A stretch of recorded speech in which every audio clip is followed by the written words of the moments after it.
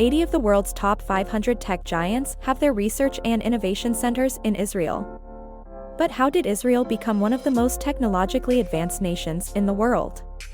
Hello everyone, this is HNH YouTube channel. Please like the video and subscribe to our YouTube channel. Israel has established itself as one of the most technologically advanced countries in the world over the past few decades.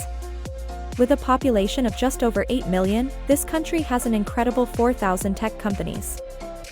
Cisco, PayPal, Microsoft, Google, Facebook, Apple, and Intel are just a few companies producing and researching new products in Israel.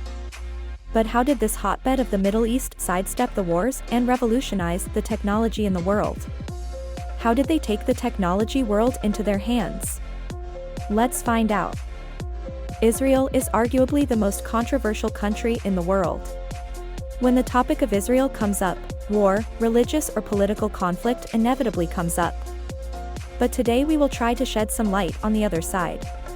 Today's main topic is to show the background of how this country, which has progressed tremendously in science and technology, achieved this success. As mentioned earlier, Israel is home to over 4,000 tech companies, including some of the world's largest. 80 of the world's top 500 tech giants have their research and innovation centers in Israel. Israel's capital Tel Aviv is one of the world's largest technology hubs, right behind Silicon Valley in the US in terms of tech startups. Even on the Nasdaq Stock Exchange list of US-based tech companies, Israel is number 3, with only the US and China above Israel. Germany, Spain, Italy, and France combined tech companies list behind Israel. Let's give some examples. Right now most of the hardware for the next model of iPhone is being made in Israel. China may be ahead in terms of manufacturing, but Israel is at the top when it comes to researching, inventing, and making new technologies a reality. Many of Google's new technologies have been developed by these Israelis. Intel, the world's largest processor maker, also looks to Israeli researchers for microchip research. More than 11,000 workers work at the Intel factory in Israel, one of the country's largest technology factories.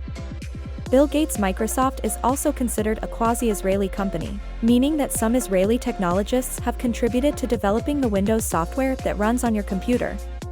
The most surprising thing is that one of the largest parts of Israel's income comes from this technology sector. IBM, PayPal, Cisco, Amazon, Facebook, and other big companies, including those working in the research and development sector and importing technology, earn 12.5% of Israel's GDP. Now you must be thinking, how did Israel achieve this capability? Let's hear them.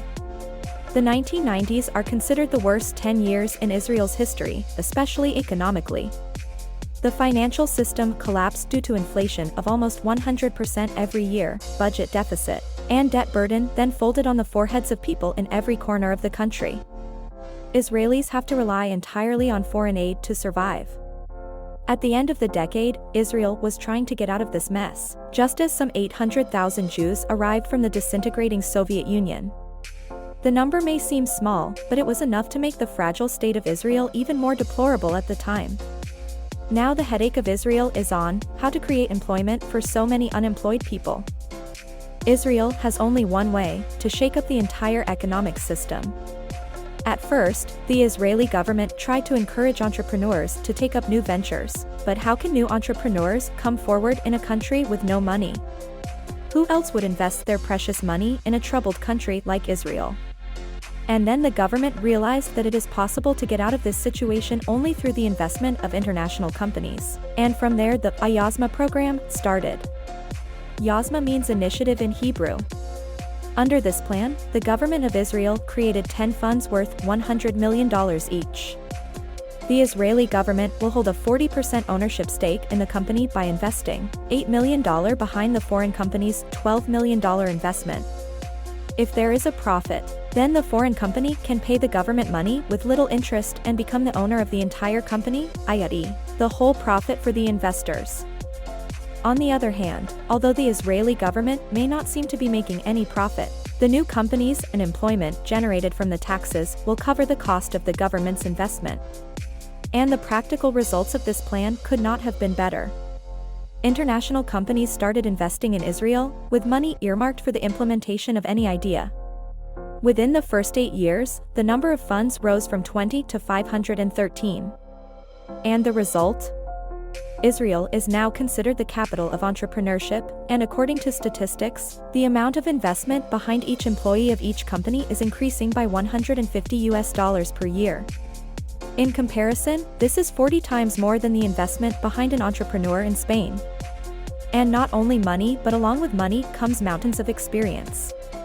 The main reason for Israel's great success is its education system. 30 years before the establishment of Israel in 1948, the Jews established the Hebrew University of Jerusalem in Jerusalem. Israel currently ranks first in college degree attainment. And what sets Israel apart from other countries is its universities. Each university in Israel functions as a research institute. Each university has various foreign institutions as its financial providers. Studying at a university not only enables a student to acquire an education, but also emerge as a professional researcher. As a result, every entrepreneur comes out at the student age, in whose head all the wonderful ideas start spinning. Israel has established itself as one of the most technologically advanced countries in the world through research and innovations from universities. Since the collapse of the 1980s, Israel has doubled its population, quadrupled employment, and surpassed developed countries like Spain or Italy in terms of GDP. After all, technology has brought the world into their hands. The present age is the age of technology. The development of any country is impossible without the development of technology. Taking Israel as a model, will other countries also look toward technological development? What do you think? Thanks for watching, and don't forget to like, share and comment.